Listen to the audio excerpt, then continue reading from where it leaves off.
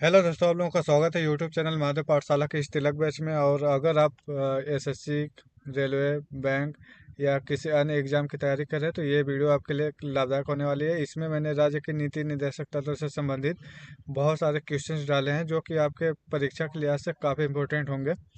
तो पहला क्वेश्चन है कि भारतीय संविधान में राज्य की नीति निर्देशक तत्व ग्रहण किए हैं। मतलब ये है कि किस राज्य से नीति निर्देशक तत्व लिया गया है। तो ये लिया गया है आयरलैंड के संविधान से। ठीक है। राज्य के नीति निर्देशक तत्वों का उल्लेख भारतीय संविधान के किस भाग में? तो हमारे भारतीय संविधान के भाग जो 4 है ना, उसमें नीति निर्देशक यानी कि डीपीएसपी का सिद्धांत शामिल है। ठीक है। अगला क्वेश्चन है कि भारतीय संविधान के किस अनुच्छेद में राज्य के नीति निर्देशक तत्वों का उल्लेख है? तो अनुच्छेद 12 से जो 35 है ना, इसमें हमारा फंडामेंटल राइट्स यानी कि मौलिक अधिकार है, जबकि अनुच्छेद 36 से 51 में क्या है? हमारा नीति निर्देशक तत्व है। संविधान का वह कौन सा भाग है जो संविधान के निर्माताओं के मस्तिष्क और उद्देश्यों को प्रतिबिंबित करता है? क्योंकि हमारे जो निर्माता थे वो क्या चाहते थे कि एक कल्याणकारी राज्य की स्थापना कर सके। तो वो कल्याणकारी राज्य की जो स्थापना का जो संकल्प है वो आपको अनुच्छेद 38 में देखने को मिलता है। अनुच्छेद 38 में क्या है? अनुच्छेद 38 में है कि भाई साहब, जो राज्य है ना, उसे आर्थिक, सामाजिक या राजनीतिक जो न्याय है उसका यूज करके कल्याणकारी जो राज्य है उसको बढ़ावा देना चाहिए। और ये किस में है? ये हमारा जो डीपीएसपी है यानी कि राज्य की नीति निर्देशक तत्व है उसमें है। ठीक है। ये मेरा टेलीग्राम चैनल है। आप महादेव पाठशाला जैसे ही लिख करके सर्च करेंगे ये मेरा टेलीग्राम चैनल आ जाएगा। अभी जो कुछ भी मैं पढ़ा रहा हूँ वो आपको पीडीएफ के रूप में वहाँ पे मिल जाएगा। ठीक है। चाहे मैं टेलीग्राम चैनल पे, चाहे मैं क्वेश्चन होता है वो भी डालता हूँ, और करंट अफेयर्स पढ़ाता हूँ वो भी डालता हूँ। हर एक तरीके का वीडियो और आपको क्वेश्चन पेपर वहाँ पे मिलेंगे। अगला क्वेश्चन है कि राज्य के नीति निर्देशक तत्वों में निम्नलिखित में से किन किन प्रकार के सिद्धांत अंतर्निहित है? तो आर्थिक, सामाजिक और प्रशासनिक तीनों सिद्धांत है, यानी कि उपर्युक्त जो कथन है सबके सब सही हो जाएंगे। ठीक है। भारतीय संविधान में राज्य की नीति निर्देशक सिद्धांतों को शामिल करने के पीछे मुख्य उद्देश्य क्या था? मुख्य उद्देश्य वही था कि अनुच्छेद 38 यानी कि जो चीज़ें हम फंडामेंटल राइट्स में नहीं कर पा रहे हैं वो हम कहाँ पे करेंगे? वो करेंगे डीपीएसपी में, जिससे एक कल्याणकारी राज्य की स्थापना हो सके। ठीक। भारतीय संविधान में राज्य के नीति निर्देशक तत्वों को शामिल करने के पीछे जो उद्देश्य था वो था कि सामाजिक और आर्थिक जो लोकतंत्र है उसकी स्थापना की जाए। ठीक है। अगला क्वेश्चन है कि 8वां किस संविधान में कल्याणकारी राज्य का आदेश दिया जाता है? नीति निर्देशक तत्वों में वही मैं बोला कि जो अनुच्छेद अनुच्छेद 38 है ना, उसी में बोला गया है कि एक कल्याणकारी राज्य होना चाहिए। किसका?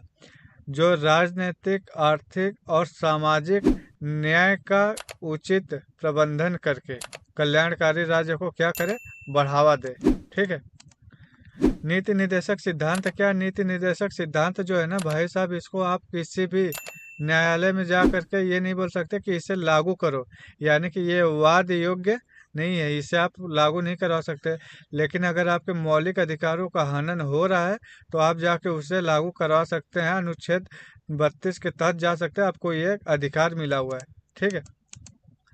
मूल अधिकार और राज्य के नीति निर्देशक तत्व में क्या अंतर है? तत्व में अंतर यही है कि जो मूल अधिकार है वो वाद योग्य है, यानी कि आप उसे क्या करवा सकते हैं? लागू करवा सकते हैं। किंतु जो राज्य के नीति निर्देशक तत्व है उसे आप लागू नहीं करवा सकते। ऑप्शन बी नहीं, ये ऑप्शन सी सही होगा। ठीक है। ये गलती हो गई। मौलिक अधिकार एवं राज्य के नीति निर्देशक तत्वों के विषय में कौन सा कथन सही है? कि क्या वे एक दूसरे के परस्पर विरोधी होते हैं? तो बिल्कुल विरोधी नहीं होते। उन दोनों में कोई अंतर नहीं है, बहुत ज़्यादा अंतर है। वे दोनों वाद योग्य है नहीं, एक ही वाद योग्य है। एक मौलिक अधिकार जाके आप जो अपना सुप्रीम कोर्ट है उससे आप उसे प्रवर्तनी करा सकते हैं, किंतु आप डीपीएसपी को नहीं करा सकते। वे एक दूसरे के पूरक है। अब आप कॉन्सेप्ट समझिए कि ये एक दूसरे के पूरक कैसे है। जैसे आप गए एक काम करने, जैसे मान लीजिए कि आप मजदूरी कर रहे हैं। ठीक है। मजदूरी कर रहे हैं, यहाँ पे एक फीमेल है और यहाँ पे एक मेल है। मेल पुरुष को मिल रहा है 300 रुपये और फीमेल को कितना मिल रहा है? 250 रुपये। ठीक है। जबकि जो अनुच्छेद 39 है वो क्या बोलता है? कि अगर आप समान काम कर रहे हैं, समान काम कर रहे हैं तो आपको वेतन कितना मिलेगा? समान वेतन मिलेगा। यानी कि समान काम के लिए समान वेतन मिलेगा। अगर मेल को 300 रुपये मिल रहा था तो आपको भी कितना मिलेगा? 300 रुपये ही मिलेगा। यानी कि यहाँ पे समानता की बात कही गई है। ये चीज़ किस में कही गई है? ये कही गई है नीति निर्देशक तत्व यानी कि डीपीएसपी में।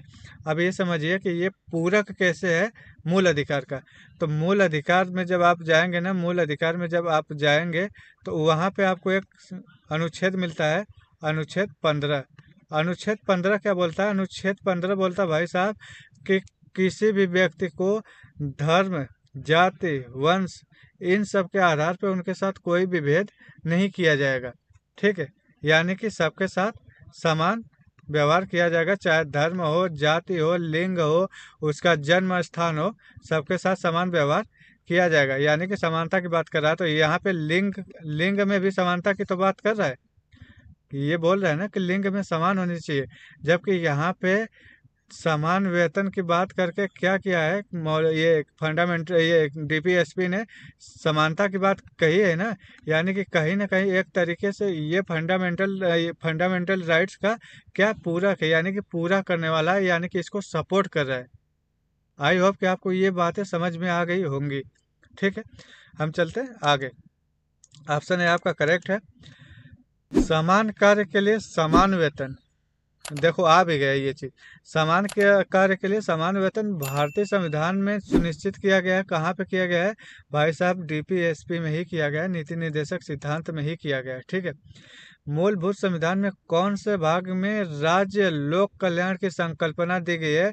तो भारतीय संविधान की जो राज्य नीति निर्देशक तत्व है भाग 4 है, उसी में इसका सिद्धांत दिया गया है।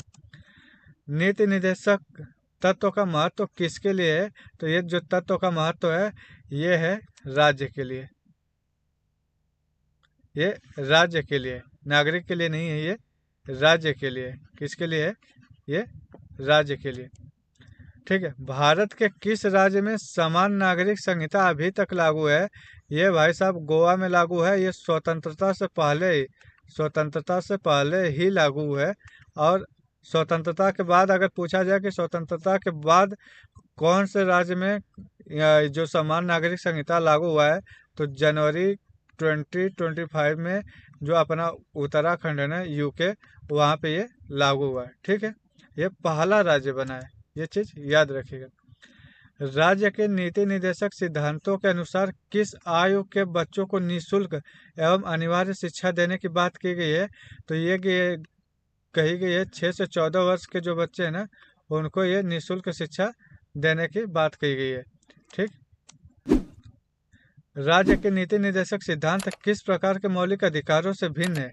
राज्य के नीति निर्देशक सिद्धांत किस प्रकार से मौलिक अधिकारों से भिन्न है?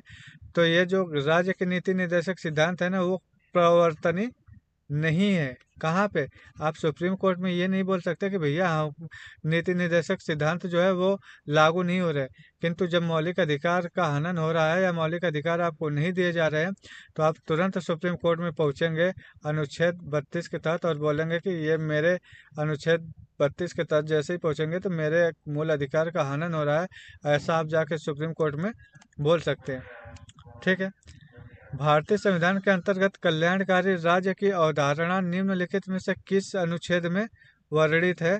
तो ये अनुच्छेद 38 में वर्णित है कि राजनीतिक, आर्थिक और सामाजिक जो न्याय है उसका प्रबंधन करते हुए एक कल्याणकारी राज्य को बढ़ावा देंगे। ठीक है, कि आपसे ये पूछा जाता है कि कितने अनुच्छेद 38 में कितने तरीके की न्याय की बात की गई है? तो वो 3 है। कौन कौन से? राजनीतिक, राजनीतिक, सामाजिक, एवं आर्थिक। याद रखिएगा, प्रस्तावना में भी ये चीजें सम्मिलित है। प्रस्तावना में इन चीजों का संकल्प दिया गया कि कितने तरीके की आपको न्याय मिलने चाहिए। तो राजनीतिक, सामाजिक और आर्थिक न्याय की बात किसमें कही गई है? प्रस्तावना में भी कही है। ये चीजें भी आप ध्यान रखिएगा। ठीक है, इसमें बोला गया कि समान न्याय और निःशुल्क विधि सहायता का प्रावधान संविधान के किस अनुच्छेद में दिया गया है समान न्याय, यानी कि सबको समान न्याय मिलना चाहिए। अगर कोई कमजोर वर्ग है तो उसको फ्री में क्या दिया जाएगा, विधि सहायता दी जाएगी, यानी कि जज की जरूरत है तो उसे जज दिए जाएंगे। ये किस में वर्णित है, अनुच्छेद 39A में वर्णित है। जबकि 39 में बोला गया है कि समान काम कीजिएगा तो आपको समान वेतन दिए जाएंगे। ठीक है, और ये अनुच्छेद 39 इसमें अल्फा लग गया ना, तो ये कोई ना कोई संविधान संशोधन जरूर किया गया होगा तभी ये आया है। तो ये कोई और संविधान संशोधन नहीं, 42 था 42 था 1976 वाला, उसी के तहत इसको जोड़ा गया है। ठीक है, भारतीय संविधान के निम्नलिखित अनुच्छेदों में से कौन सा अनुच्छेद राज्य सरकारों को ग्राम पंचायतों का गठन करने का निर्देश देता है, तो ये अनुच्छेद 40 देता है।